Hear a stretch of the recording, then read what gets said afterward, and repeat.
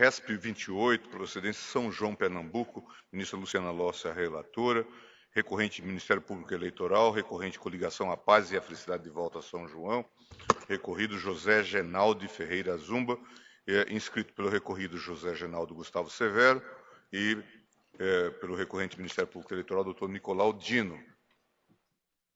Senhor presidente, eu estou desprovendo os recursos, mas o caso é bem interessante. O ministro Henrique já adiantou aqui alguns pontos, de modo que eu penso ser interessante ouvir os dois lados. Doutor Nicolau Dino. Senhor presidente, Igreja Corte, o caso diz respeito à inelegibilidade da letra G. E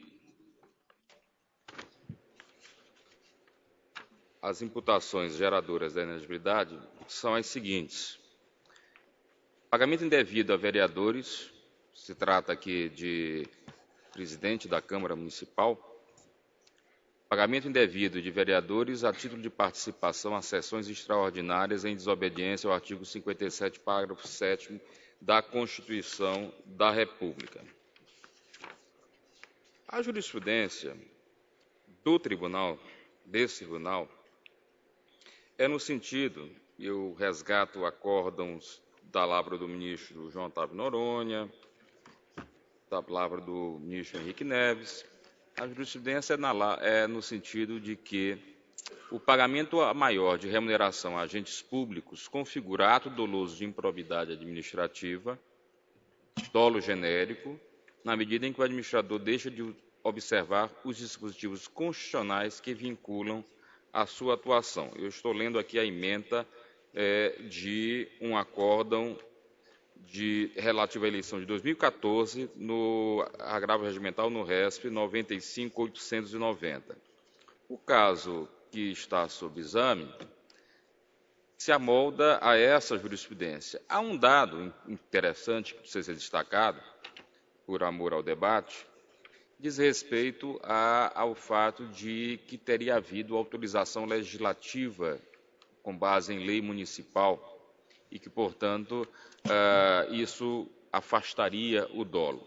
É também da jurisprudência do Tribunal Superior Eleitoral de que esse elemento não elide o elemento subjetivo. A norma municipal não poderia se opor, se contrapor e se sobrepor à Constituição Federal. Caberia, quando muito, ao presidente da Câmara suscitar a inconstitucionalidade dessa lei, que supostamente autorizaria descumprir a Constituição Federal, mas nunca simplesmente se escudar nessa frágil argumentação para ofender a norma constitucional. É nessa linha que me parece ter se posicionado a Corte, o colegiado, e para exemplificar eu cito o agravo regimental no RESP 45.551, relator ministro Henrique Neves, onde se lê a certa altura o seguinte: a jurisprudência do TSE no sentido de que a existência de lei anterior autorizando o pagamento de subsídios a vereadores acima do limite fixado pela Constituição Federal não se sobrepõe ao comando constitucional nem afasta a indigitada irregularidade. E vale destacar que nesse acórdão também o ministro Henrique Neves se posiciona invocando aqui um acórdão da relatoria da ministra Nancy Andrighi relativamente às eleições de 2012. Em síntese, me parece que o caso não é inédito na Corte, é um caso que nos remete àquilo que está sedimentado, no sentido de se reconhecer que o descumprimento dos limites legais para despesas na municipalidade, para pagamento de valores a vereadores, ainda que escorado em lei municipal, escancaradamente inconstitucional, para isso não há outra alternativa senão o reconhecimento da incidência da letra G, conforme fez aqui na origem, em outros precedentes já mencionados, o Tribunal Superior Eleitoral. E essa é a razão pela qual, senhor presidente, o Ministério Público requer o provimento dos recursos especiais interpostos. Peço a palavra, senhor presidente. Pelo recorrido. José Gernaldi. Excelentíssimo senhor ministro, eu vou requerer a juntada de procuração, senhor presidente. Eu penso que haverá divergência, senhor presidente. O ministro Henrique, nós já, inclusive, conversamos. Seria interessante, então, ouvirmos. Tá bem. Com a palavra, Vossa Excelência. Eu agradeço, senhor presidente. Excelentíssimo senhor ministro presidente, senhora ministra relatora, senhora ministra, senhores ministros, digno representante do Ministério Público, nobres advogados. O recorrido, senhores ministros, não desconhece a jurisprudência da Casa, assim como o TRE de Pernambuco também não a desconhece. Mas o caso em questão revela peculiaridades gravíssimas que levaram o TRE, mesmo conhecedor da jurisprudência da Casa, a reconhecer que, no caso, não haveria que se incidir a inelegibilidade pela manifesta ausência de dolo. Aqui estamos diante de um pagamento, presidente da Câmara que realiza pagamento a vereadores por sessões extraordinárias. Foram apenas 2 pagamentos, 2 sessões extraordinárias, porém o recorrido retomará esse ponto adiante. Quais foram as peculiaridades que fizeram o juiz e o TRE deferir o registro de José Gernaldi? O primeiro foi a peculiaridade de quem é essa pessoa. O recorrido nunca havia exercido nenhum cargo público. Ele era um plantador de mandioca do interior do município de São João, que é o município do interior de Pernambuco, no agreste pernambucano. Esse cidadão se elege pela primeira vez vereador, assume de imediato a presidência da Câmara e se depara com uma lei municipal, da qual ele não tinha participado da edição, ele não era nenhum agente público, e o que ele faz no início do mandato, do primeiro mandato da vida dele? Executa a lei municipal que mandava pagar por sessões extraordinárias de vereadores. Faz esse pagamento e, diante de um relatório técnico de auditoria do Tribunal de Contas, um simples relatório de auditoria, que apontou que esses pagamentos poderiam ser irregulares diante da emenda constitucional de 2006, o que faz o recorrido? Para imediatamente de pagar. Posteriormente, o Tribunal de Contas julga as contas e apresenta somente essa glosa. O senhor pagou 2 sessões extraordinárias, R$10.000 de débito. Qual é a conduta de 99% dos administradores? Recorre, entra com recurso de revisão, entra com ação rescisória no Tribunal de Contas. O recorrido nem recorreu e recolheu esse valor imediatamente. Pagou os 10 mil. Dizendo, de fato, eu não sabia. Eu simplesmente executei uma lei municipal que eu sequer fiz. Mas o que é, com perdão da palavra, o sórdido dessa história é que quem editou a lei é o ora impugnante. O prefeito que impugna o ora recorrido foi quem sancionou a lei. Lei, excelências. E outro fato relevante para o caso, essa lei foi editada posteriormente à emenda constitucional. A maioria dos precedentes da Casa, se não todos, porque não conheço todos, mas a maioria, refere-se a leis anteriores à emenda constitucional. Nesse caso, é mais grave ainda porque o administrador, que pela primeira vez assume a presidência, trabalha com a presunção de constitucionalidade de uma lei recém-aprovada. Não pode presumir um cidadão com essas peculiaridades sentar na cadeira e dizer, não, essa lei, diante da emenda constitucional número 50, pode ser, e como eu sou um ordenador de despesa, eu tenho que exercer o controle de constitucionalidade na aplicação de normas, eu vou deixar de cumprir a lei municipal e vou dar auto-aplicabilidade à emenda constitucional número 50. Eu indago, excelências, da onde se extrair dolo de uma conduta dessa? A linha G exige dolo. Da onde se extrair dolo de uma conduta dessa? Mas há mais, excelências. Em 2012, o recorrido teve o seu registro impugnado com base nesse fundamento. E o seu registro foi deferido. E o recurso não chegou ao TSE. Então vejam, excelências, a situação que esse cidadão se encontra. Prefeito reeleito, que agiu na mais pura boa-fé, que em 2012, mesmo diante dessa circunstância, teve o registro deferido, agora, eleito com mais de 50% dos votos, com registro deferido nas 2 instâncias, se depara ainda com essa situação. Mas há mais, excelências. Esta Igreja Corte, recorridas vezes, tem dito que quando a instância de origem, diante de peculiaridades do caso concreto, não reconhece dolo, e o acórdão do Tribunal de Contas não diz absolutamente nada sobre dolo, rever esse posicionamento demandaria reexame de provas. Afinal de contas, aqui o registro foi deferido diante de peculiaridades, principalmente a de que, diante de um mero auditoria do Tribunal de Contas, o recorrido parou de pagar e imediatamente devolveu diante da irregularidade. Portanto, o TRE expressamente diz que aqui não houve dolo. E, eminente ministro Napoleão, Vossa Excelência recentemente indagou num caso menos simbólico, digamos, do que esse, ao ministro Herman, sobre essa questão perante o Superior Tribunal de Justiça, eminente ministro Mussi. E o egrégio STJ tem posição, e eu trago aqui um precedente do ministro Herman, que recentemente, aliás, foi uma decisão publicada ontem, dizendo que, havendo dúvida sobre dolo, deve prevalecer o direito fundamental à elegibilidade. O egrégio Superior Tribunal de Justiça tem inúmeros precedentes dizendo que situações como tais não revelam dolo. Portanto, excelências, ponderando todos esses elementos e, sobretudo, por entender o recorrido que não há como se extrair dolo de uma conduta dessa, repito, o recorrido é conhecedor de precedentes da Casa, nenhum com essas peculiaridades. Diante dessas circunstâncias, é que se requer, e agradecendo a atenção da Corte, se requer o desprovimento do recurso. Muito obrigado.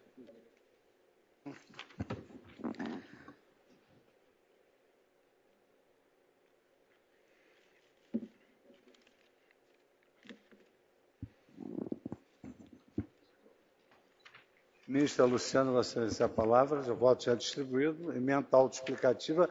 Ministro, Vossa Excelência mencionou que o ministro Henrique vai... Eu penso que ele irá divergir. Mas antes de... Mas então, Vossa Excelência, é melhor a tese. Explicar o caso.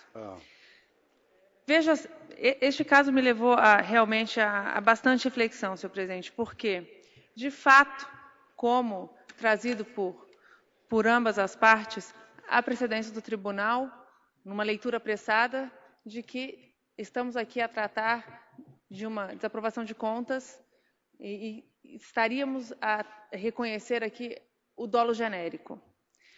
Todavia, o que vem a ser o dolo genérico? Uma mera desaprovação de contas, nós estamos aqui a tratar. Quando se imagina e se afirma que há o dolo genérico por parte do agente público, nós imaginamos que o agente público está a descumprir uma norma clara, uma lei que determina determinada conduta e ele se opõe àquela determinada conduta. Então, reconhecemos que há um dolo genérico.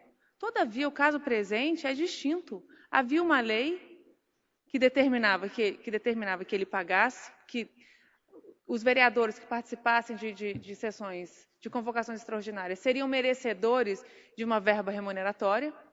Ele assume uma lei já pré-existente, ele assume, então, a chefia da Câmara Municipal e se vê seria legítimo nós exigirmos dele não cumprir essa lei?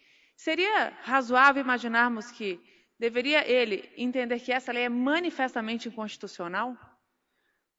Eu penso que não. Por quê? O registro dele foi impugnado e o acórdão regional aponta o artigo 57, parágrafo 7º da Constituição Federal. O artigo 57, parágrafo 7º, ele está no capítulo que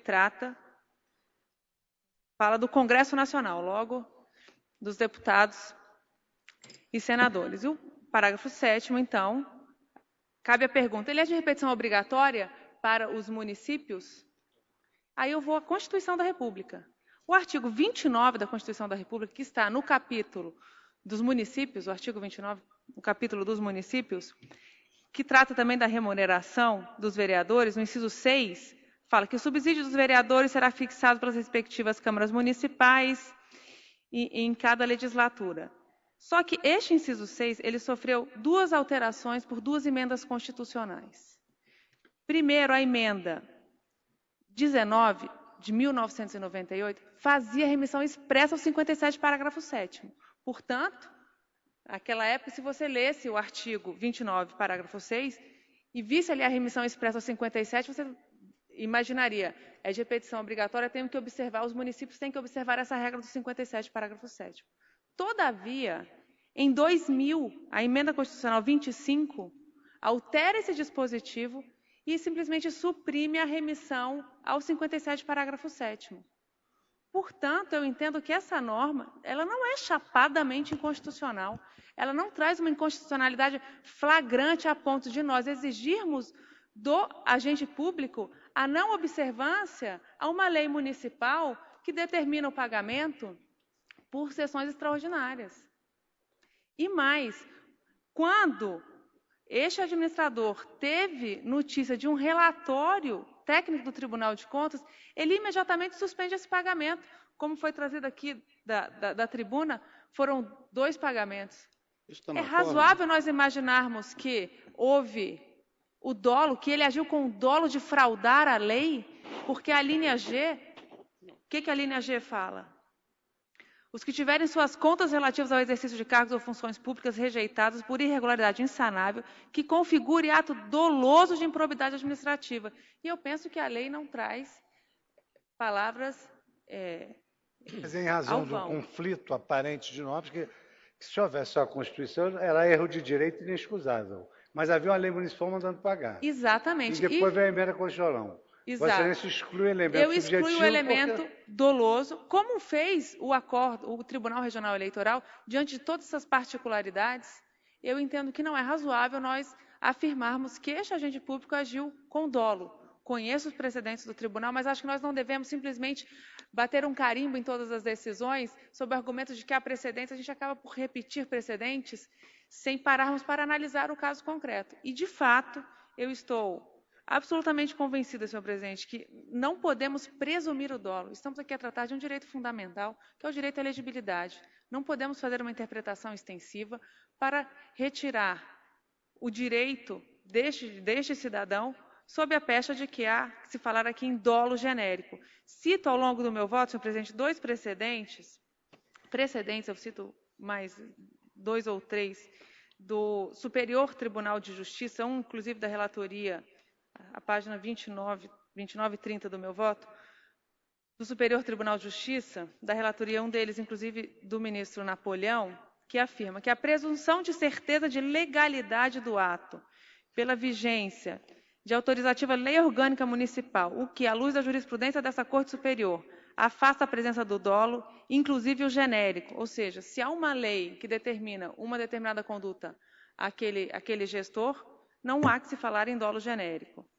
Cito também um outro precedente da segunda turma, agora este da primeira turma, da relatoria do ministro Napoleão, e um outro da segunda turma, da relatoria do ministro Mauro Campbell, no qual Sua Excelência afirma que esta Corte Superior já se manifestou, a folha 31 do meu voto, esta Corte Superior já se manifestou no sentido de que fica afastada a caracterização do dolo genérico quando a conduta do agente público, mesmo que de questionável validade em razão da vigência de preceitos constitucionais relativos à obrigatoriedade do concurso e excepcionalidade da contratação temporária, se deu com base em leis municipais que estavam em vigor quando a contratação de servidores. Ou seja, novamente, veja que o Superior Tribunal de Justiça afasta essa aferição do dolo genérico quando o administrador se vê diante de uma lei que o impõe a ele uma determinada conduta e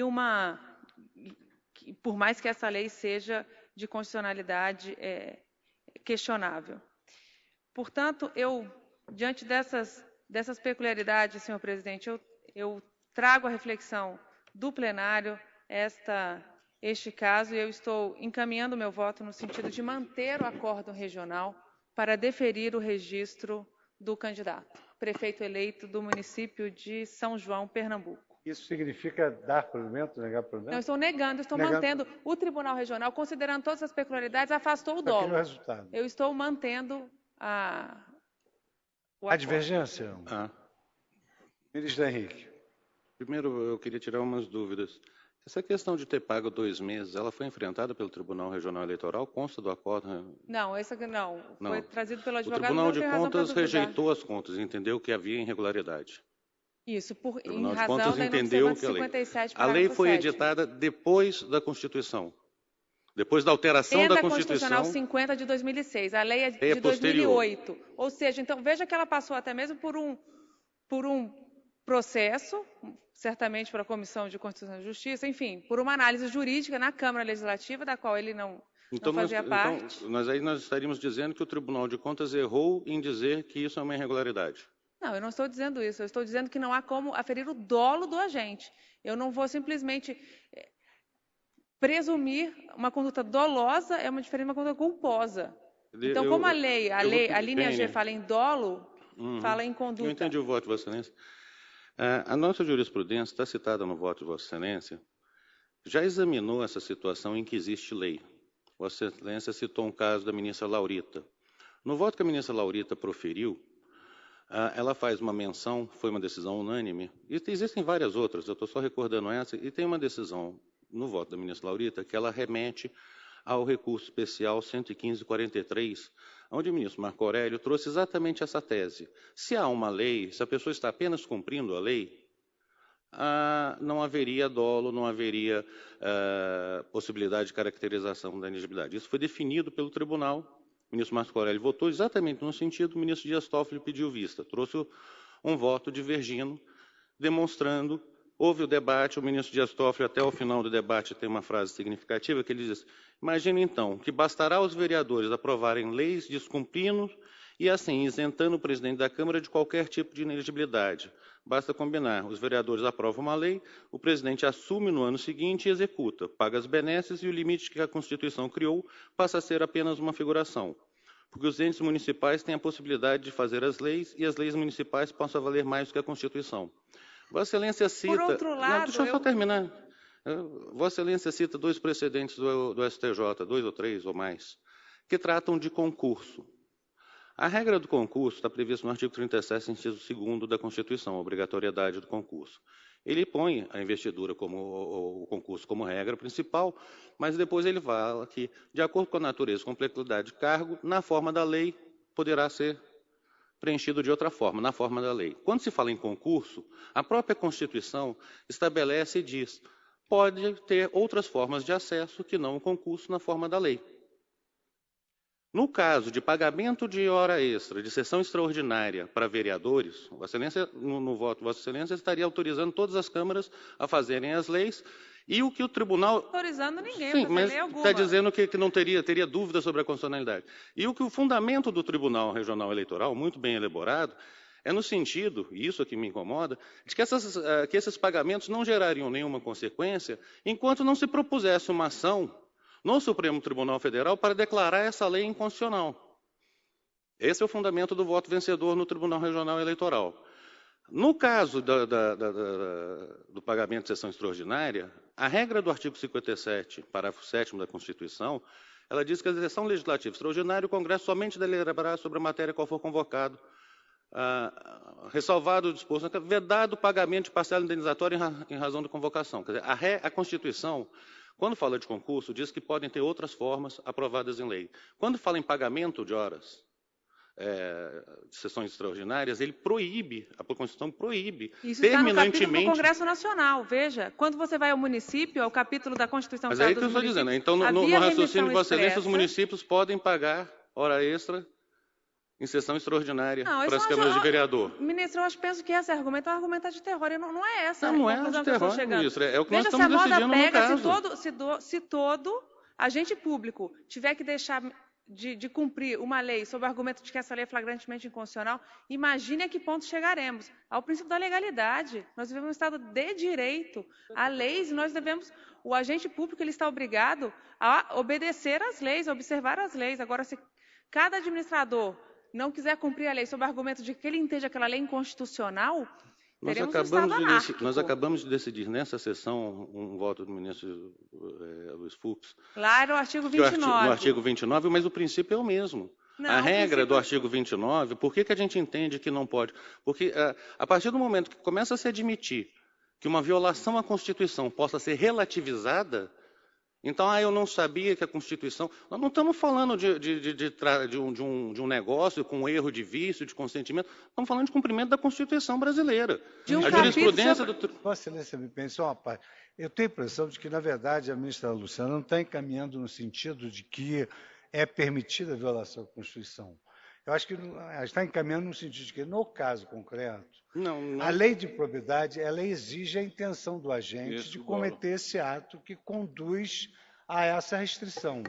E o que ela entende que tanto não houve, que tão logo ele, informado da interdição legal, parou de pagar e ainda teve um arrependimento eficaz, pelo menos em termos de dano erário, ele foi lá e devolveu o valor. Como consta do acórdão regional. É um caso um pouco diferente. Senhor presidente, a propósito da discussão constitucional, eu só queria lembrar que o inciso 6º do artigo 29 da Constituição, que trata especificamente do subsídio de vereadores, diz o seguinte: o subsídio dos vereadores será fixado pelas respectivas câmaras municipais em cada legislatura, observado o que dispõe esta Constituição. A regra bem explícita remete ao que dispõe a Constituição Federal.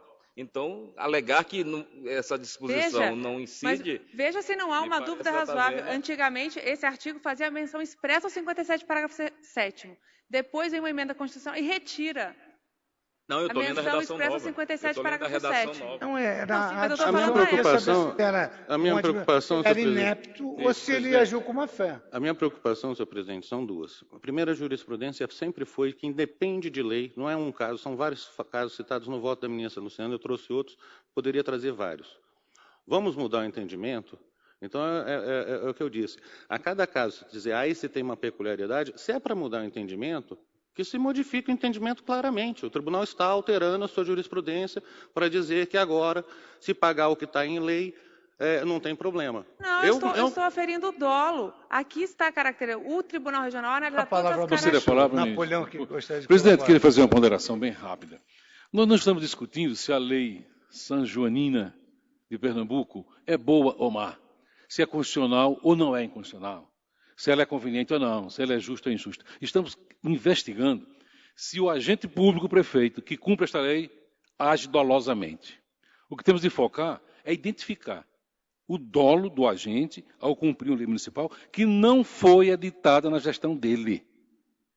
Isso é importante, porque pode acontecer, ministro Henrique, de o prefeito ou qualquer outra autoridade municipal viabilizar uma lei já na sua gestão, e com base nessa lei que ele viabilizou, tomar atitudes que são lesivas ao erário. Evidentemente, neste caso, a lei municipal não serve de anteparo, de resguardo ou de justificativa para afastar o dolo. Mas no caso aqui, a lei foi editada mais de 2 anos antes dele ser eleito presidente.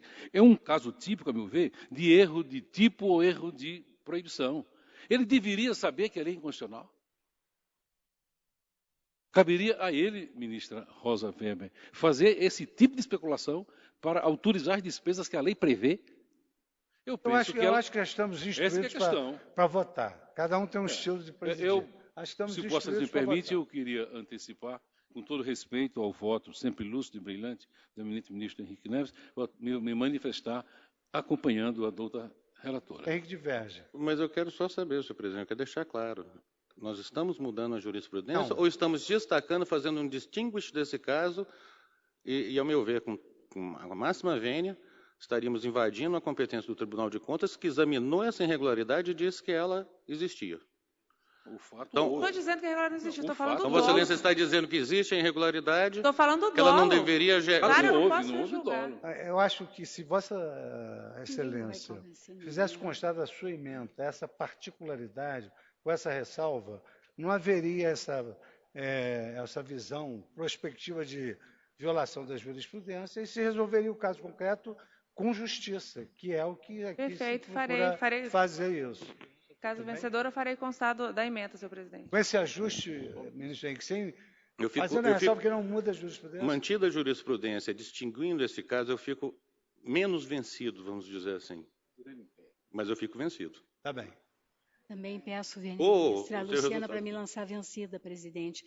Não só em função da jurisprudência, que foi lembrada pelo ministro Henrique Neves, e me reporto especialmente a fundamentação do ministro Toffoli, né, lembrada pelo ministro Henrique Neves, mas também considerando o inciso 6º, né, do artigo 29 da Constituição. Ministro Jorge Mussi. Senhor presidente, há precedentes aqui da Casa no sentido do voto do ministro Fernando Henrique Neves, em que diz que os desrespeito ao dispositivo constitucional que estabelece o teto de remuneração de vereadores, independentemente da existência de lei local que autoriza o pagamento a maior, gera em desfavor do gestor a inelegibilidade prevista no artigo. Mas aqui, as peculiaridades do caso, evidentemente, ele reembolsou os 10 mil, parou de pagar, quer dizer, as peculiaridades do caso me levam a concluir e acompanhar o voto do eminente relator. Bom, então eu não posso proclamar o resultado, porque é a exigência de quórum. Temos que aguardar, vamos suspender a proclamação do resultado. Então, depois eu somo os votos e proclamo o resultado com o ministro Gilmar. Tá bem? Tá bom. Vamos passar o outro processo.